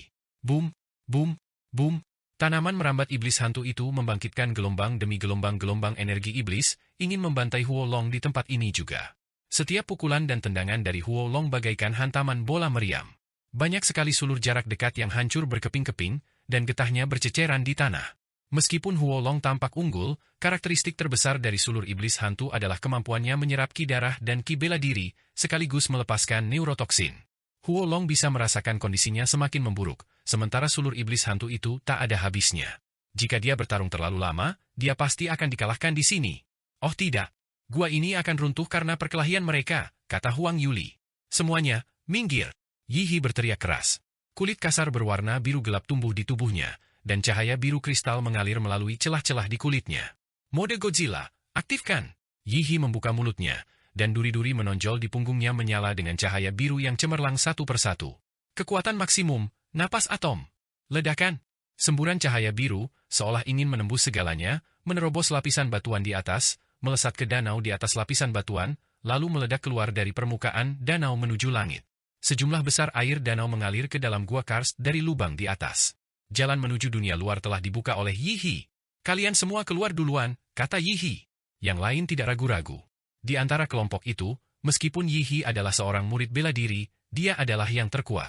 Jika dia tidak tinggal di belakang untuk melindungi mundurnya mereka, tidak ada orang lain yang memiliki kekuatan untuk mengambil peran itu. Jangan sekali-kali berpikir untuk lari. Huolong meraung, seluruh ki bela dirinya meledak, menghancurkan semua sulur iblis hantu dalam radius puluhan meter. Dia menghentakkan kakinya ke tanah, menciptakan ledakan udara di belakangnya, dan melesat ke arah Yihi seperti rudal. Chuyo, yang selama ini berjaga-jaga, segera menghunus pedangnya. Kekuatan garis darahnya meledak, dan seluruh energi dinginnya dicurahkan ke pedang berharga ini, yang terbuat dari material berelemen dingin dan memiliki tingkat transmisi ki bela diri hingga 82%. Niat pedang, luka jiwa, dentang. Udara terbelah menjadi zona hampa oleh ki pedang yang sangat tajam ini, dan dimanapun ki pedang itu lewat, lapisan embun beku yang tebal mengembun. Huolong melayangkan tinjunya, menciptakan kobaran api akibat gesekan dengan udara. Energi darah yang mengamuk membuat kobaran api itu tampak merah darah. Tinju api darah bertabrakan dengan niat pedang yang membeku, menghasilkan kabut air dalam jumlah besar yang tersebar kemana-mana. Yihi tahu bahwa serangan pedang Chuyo tidak dapat menghentikan lawannya. Lagi pula, perbedaan dalam seni bela diri terlalu besar. Jadi, Yihi mengikuti dari dekat dan menerobos masuk ke dalam kabut air. Dia mengaktifkan tubuh pertempuran cahaya nuklirnya, dan energi atom yang mengerikan berkumpul di tinjunya. Tinju ledakan atom. Ledakan. Cahaya biru yang menyilaukan menerangi seluruh gua bawah tanah. Huolong, yang lengah dan terkena pukulan Yihi, terlempar ke belakang dan menabrak dinding batu. Huolong memuntahkan seteguk darah dan merangkak keluar dari dinding batu. Setelah menerima serangan pedang terkuat Chuyo dan pukulan bertenaga Yihi, selain luka bakar di kulitnya, dia masih memancarkan aura yang kuat. Para praktisi seni bela diri tingkat tinggi menempa kulit, daging, dan tulang mereka, bahkan organ dalam mereka telah melalui cobaan yang tak terhitung jumlahnya. Dari ujung kepala hingga ujung kaki, mereka telah lama berubah menjadi mesin pembunuh yang sangat tangguh. Chuyo, kamu duluan. Setelah Chuyo melepaskan serangan pedang itu, auranya melemah. Menyadari bahwa dia tidak lagi bisa membantu Yihi, dia dengan tegas mundur agar tidak menimbulkan masalah baginya. Tidak lama setelah Chuyo pergi, gua itu mulai runtuh di area yang luas. Banyak sekali bebatuan yang jatuh, memperlihatkan sulur iblis hantu yang lebat di dalamnya. Menghadapi Huo Long, seniman bela diri peringkat ke-8 yang terus maju selangkah demi selangkah, dan iblis hantu yang tamak, Yi He tidak merasakan sedikit pun rasa takut. Dia mengangkat telapak tangannya ke giginya dan menggigitnya. Huang Yuli dan yang lainnya berdiri di tepi danau, mengamati danau yang bergejolak dengan kekeruhan yang besar, dan suara tanah yang runtuh terus bergema dari dasar danau. Jelas sekali, tanaman iblis hantu itu sudah benar-benar gila, mengaduk seluruh dasar danau hingga menjadi berantakan. Ketika Chuyo akhirnya sampai di darat, Huang Yuli menghela napas lega, tetapi dia menyadari bahwa Yi He tidak mengikuti di belakang Chuyo. Di mana Yi He? Chuyo menatap dasar air, belum berbicara. Ledakan! Sebuah kilat biru cemerlang menyambar menembus danau, menerangi seluruh danau yang luas itu dengan terang. Saat Yi He menggigit telapak tangannya, arus listrik biru halus menyembur keluar dari luka tersebut. Huo Long merasakan ada sesuatu yang tidak beres, dia berlari sekuat tenaga ke arah Yi He, ingin menghentikannya. Namun, sudah terlambat. Ledakan! Kilat biru menyilaukan menyembur dari tubuh Yi He. Huo Long langsung dilalap kilat biru itu, dan otot-ototnya yang seperti logam mulai menghitam begitu menyentuh kilat tersebut. Dalam Attack on Titan, setiap Titan Shifter berubah wujud dengan menggigit tangan mereka. Selama transformasi, tubuh melepaskan energi yang sangat besar, dan karena Titan kolosal memiliki ukuran terbesar setelah transformasi, energi yang dilepaskan oleh pengubah wujud selama transformasi juga paling besar. Oleh karena itu, salah satu atribut strategis Titan kolosal adalah untuk digunakan sebagai bom nuklir kecil berbentuk manusia. Ledakan petir yang dihasilkan oleh transformasi tersebut cukup untuk menghancurkan pelabuhan angkatan laut.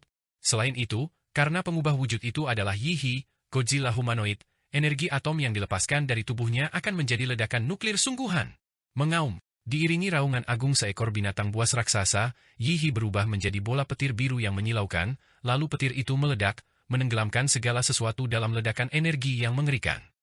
Chuyo dan yang lainnya menyaksikan arus energi biru yang mengerikan di danau itu meledak keluar dari air, dan mereka buru-buru menjauh dari danau untuk menghindari cedera yang tidak disengaja.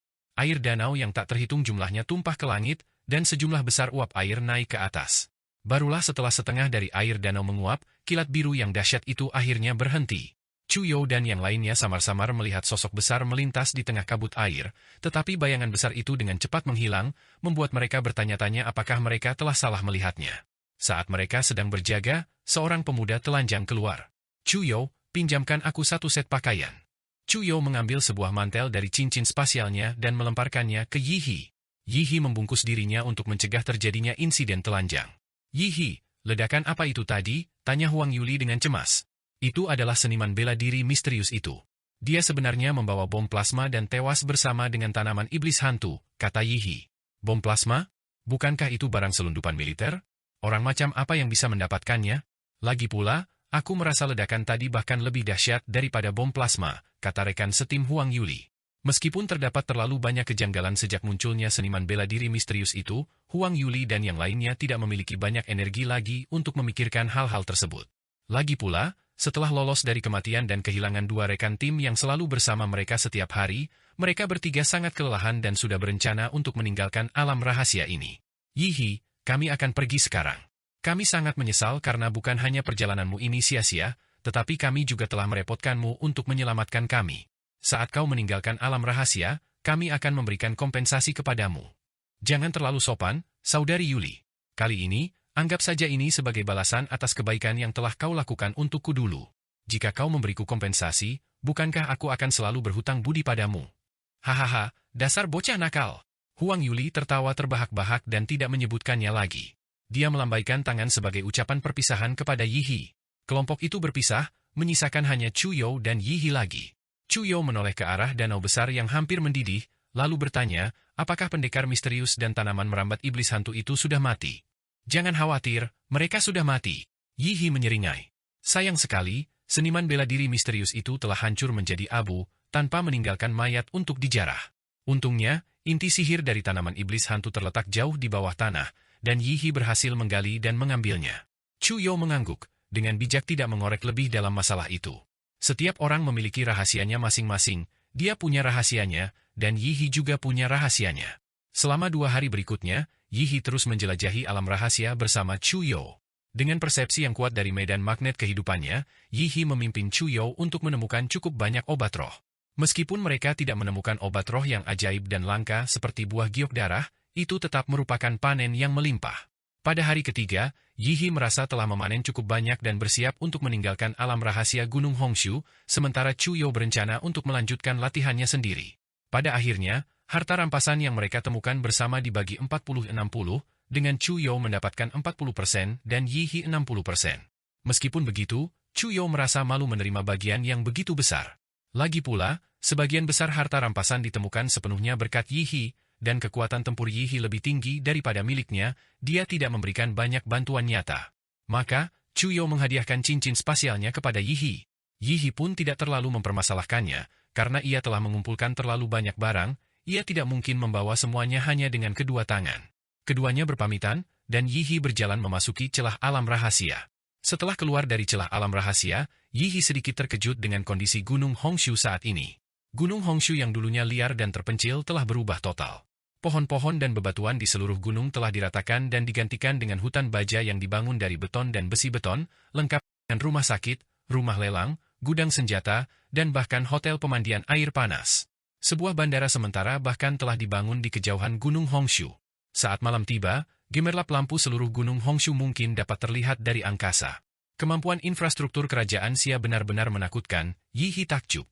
Yihi menuju ke pusat penilaian alam rahasia, bersiap untuk meminta hasil panennya dinilai dan menyerahkan 1/10 darinya sebagai pajak. Yihi memunculkan sebuah karung besar dari cincin spasialnya dan melemparkannya ke atas meja. Melihat tindakan kasar Yihi, anggota staf itu berkata dengan tidak puas, "Tuan, harap berhati-hati. Jika barang-barang ini rusak, itu juga tidak akan menguntungkan Anda. Maaf, tapi saya sedang membawa terlalu banyak barang. Jika saya tidak segera mengeluarkannya, saya khawatir Anda tidak akan bisa menyelesaikan penilaian sebelum tengah hari. Tenang saja, kami semua profesional." Baiklah kalau begitu. Jadi, Yihi mulai mengeluarkan karung besar lainnya dari cincin spasialnya, lalu meletakkannya dengan lembut di tanah. Lalu datang karung ketiga, karung keempat, karung kelima. Kelopak mata petugas itu berkedut 2 kali. Karung demi karung, apakah Anda di sini untuk memindahkan barang? 5 menit kemudian, dia akhirnya tidak tahan lagi dan berkata, "Pak, apakah Anda sudah selesai?" "Selesai." Karyawan itu menghela napas lega. Sepertinya dia tidak perlu lembur siang ini. "Tapi aku sudah selesai memindahkan karung-karung itu, masih ada cukup banyak obat roh." "Obat roh, kalau begitu cepatlah keluarkan mereka." Anggota staf itu tampak pucat pasi. Proses penilaian untuk obat roh jauh lebih merepotkan dan memakan waktu daripada untuk inti sihir. Sepertinya dia tidak akan bisa beristirahat siang ini. Baiklah. Yihi mulai mengeluarkan, satu persatu, berbagai obat roh yang memiliki aroma eksotis dan kualitas luar biasa. Anggota staf itu menatap dengan tercengang pada ramuan roh yang menutupi lantai. Apakah dia datang ke pasar grosir? Sejak kapan obat roh yang langka melimpah seperti kubis Cina? Namun, tak lama kemudian, ia menyadari sebuah fakta tragis. Dengan begitu banyak barang berharga, bukankah mereka harus bekerja lembur hingga dini hari untuk menyelesaikan penilaiannya? Untuk menilai ramuan roh yang dibawa Yihi, semua penilai di pusat penilaian mengesampingkan pekerjaan mereka dan memprioritaskan penilaian ramuan roh milik Yihi. Astaga, ini setidaknya daun bintang 7 yang berusia 300 tahun. Tempat-tempat di mana obat roh semacam ini tumbuh sangat tersembunyi, bahkan ahli herbal profesional pun merasa sangat sulit untuk menemukannya. Anjing macam apa yang dimiliki anak ini? Dia benar-benar berhasil menemukan bunga 6 harmoni. Ini adalah bahan penting untuk membuat pil laut Qi. Meskipun kualitas obat roh ini tidak terlalu bagus, harganya setidaknya 30 juta, kan? Beberapa obat roh ini langka di pasaran, jadi harganya mungkin lebih mahal. Seniman bela diri ini benar-benar beruntung, dia benar-benar menjadi kaya dalam semalam. Sutua, apakah kau sudah gila? Bagaimana mungkin mengumpulkan begitu banyak ramuan roh hanya karena keberuntungan? Kita tidak boleh menyinggung orang yang cakap seperti ini. Saat pusat penilaian dipenuhi aktivitas, Yihi membawa 9 karung besar berisi inti binatang iblis itu ke stasiun daur ulang inti binatang iblis. Saat ini, inti binatang iblis berkualitas hijau dan putih tidak lagi membantunya, jadi Yihi ingin membuang semuanya. Adapun 5 inti binatang iblis berkualitas biru dari binatang iblis tingkat 3 yang telah dikumpulkan Yihi saat melawan gelombang binatang buas, serta inti hijau dengan pola emas yang dijatuhkan oleh tanaman merambat iblis hantu spesies Raja tingkat 2, dia bermaksud untuk menyimpannya sendiri. Setelah keluar dari stasiun daur ulang inti binatang iblis, lebih dari 27 juta mata uang Xia telah tiba di rekening Bank Yihi. Melihat deretan panjang angka 0 setelah angka tersebut, Yihi tidak lagi merasakan kegembiraan yang sebelumnya. Mungkin itu karena uang telah menjadi sekadar deretan angka, atau mungkin cakrawala Yihi telah meluas. Dia merasa bahwa jumlah angka yang besar ini tidak sepraktis kemampuan untuk meningkatkan kompatibilitasnya sebesar 10%. Kekuatan bela diri pribadi adalah satu-satunya kebenaran. Saat Yi Hee bersiap mengambil obat roh yang telah ia simpan di pusat penilaian, sebuah mobil bisnis mewah berhenti di sampingnya. Seorang pria parubaya yang ramah keluar dan berkata, "Halo, siswa Yi Hee. Saya Liu Tian, Kepala Balai Herbal Ping He. Saya mendengar bahwa Anda memperoleh sejumlah besar obat roh dari alam rahasia Gunung Hongshu. Saya ingin tahu apakah Anda bersedia menjualnya kepada saya? Saya bersedia membelinya dengan harga 1% lebih tinggi dari harga pasar." Seperti yang diduga, informasi pribadi tidak dirahasiakan. Tampaknya berita tentang dirinya sudah bocor oleh kelompok rubah tua di pusat penilaian itu. Namun, itu tidak masalah. Karena dia perlu menjual sejumlah obat roh ini, meminta seseorang datang ke rumahnya untuk berbisnis telah menghemat perjalanannya. Liu Tian dengan gembira menyerahkan sebuah kontrak. Siapapun yang tidak tahu lebih baik akan berpikir bahwa dia, bos toko ramuan herbal, sedang memohon untuk melakukan pembelian tersebut. Tentu saja, memang demikian adanya. Alasan Liu Tian rela menanggung sedikit kerugian dan memberikan sebagian keuntungan kepada Yi Hee adalah karena bakat Yi Hee dalam menemukan sejumlah besar obat roh sekaligus. Sebagai seorang pebisnis, Liu Tian sangat menyadari sifat luar biasa Yi Hee. Dia ingin menggunakan kesempatan ini untuk menjalin hubungan jangka panjang dengan Yi Hee, berharap di masa depan, dia bisa mendapatkan barang-barang langka dan bernilai tinggi darinya. Dengan sejumlah besar uang yang kembali masuk ke rekening banknya, Yi Hee juga menghadapi masalah baru. Jadi, bagaimana seharusnya dia membelanjakan uang ini? Agen gen yang umumnya beredar di pasaran, seperti inti binatang iblis putih dan inti binatang iblis hijau, tidak lagi dapat memberikan banyak bonus pada kedua templatnya. Memikirkan hal ini, Yi Hee tak kuasa menahan napas. Template-template itu ternyata juga pilih-pilih makanan. Mereka bahkan lebih berharga daripada dirinya, sang inang. Yi Hee ingin mendapatkan agen gen tingkat tinggi, tetapi sayangnya, persediaan barang-barang itu terbatas, dan dengan statusnya saat ini, Yi Hee bahkan tidak memiliki wewenang untuk membelinya secara cepat. Jika Yi Hee ingin meningkatkan kecocokannya lebih jauh, dia harus mendapatkan harta karun langit dan bumi seperti buah giok darah, tetapi hal-hal seperti itu tak ternilai harganya dan tidak tersedia, bahkan jika dia ingin menghabiskan uang untuk membelinya, tidak ada tempat untuk melakukannya. Yi Hee mengusap dagunya, dan matanya berbinar. Sepertinya dia telah menemui jalan buntu. Untuk meningkatkan kekuatannya, ada jalan lain, dai bela diri. Dalam ujian masuk perguruan tinggi, alasan dia mampu mengalahkan Liu Qingzu dan yang lainnya sepenuhnya karena kemampuan panel yang luar biasa dari template Godzilla legendaris. Namun, dalam hal keterampilan bela diri, dia bahkan tidak bisa menyamai para siswa dao bela diri teratas, dia hanya unggul dengan mengandalkan kekuatan garis darah reaksi atom, yang merupakan pendekatan kekuatan kasar. Setelah mempertimbangkannya dengan saksama, Yi Hee merasa bahwa karena ia mampu mengembangkan kemampuan praktis seperti tinju ledakan atom dan tubuh pertempuran cahaya nuklir, itu berarti bakat dao bela dirinya mungkin sangat luar biasa. Jadi, bakat dao bela diri saya telah terkubur selama ini. Jika kita berbicara tentang siapa saja di sekitar Yi Hee yang memiliki koneksi paling banyak di masyarakat dan dapat membantu Yi Hee memperoleh keterampilan bela diri tingkat lanjut, hanya ada satu orang. Kepala sekolah SMA nomor 1.